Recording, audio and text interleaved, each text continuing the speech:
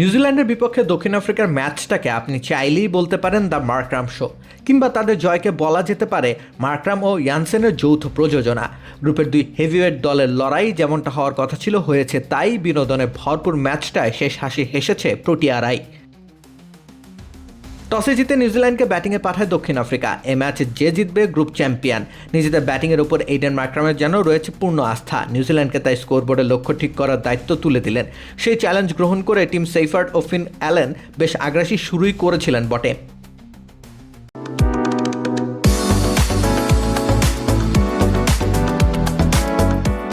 কিন্তু এরপরই শুরু হয় মার্কো ইয়ানসেন নামক ধ্বংসযজ্ঞ। ব্ল্যাক ক্যাপস টপ অর্ডার একাই গুড়িয়ে দেন ইয়ানসেন।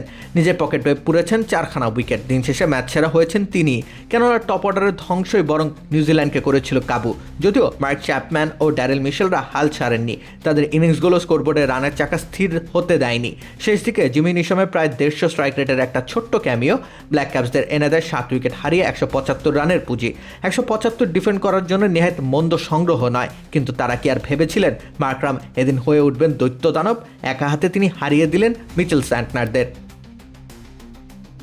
মাত্র 19 বলে হাফ সেঞ্চুরি পূর্ণ করেন। প্রোটিয়াদের ইতিহাসে বিশ্বকাপের মঞ্চে এটি দ্রুততম হাফ সেঞ্চুরি রেকর্ড।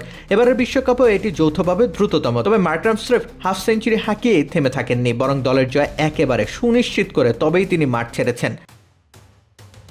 তার অপরাজিত 86 রানের ইনিংসটি দক্ষিণ আফ্রিকাকে জয়ের বন্দরে নিয়ে গেছে। শেষ দিকে ডেভিড মিলারের ব্যাট থেকে সৃষ্ট দমকা হওয়া জাহাজের গতি দ্রুত করে, যার ফলশ্রুতিতে 17 বলার 7 উইকেট বাকি থাকতেই বিজয় লেখা হয়ে যায় প্রোটিয়াদের নামে। রাকিব হোসেন রুম্মান, খেলা 71।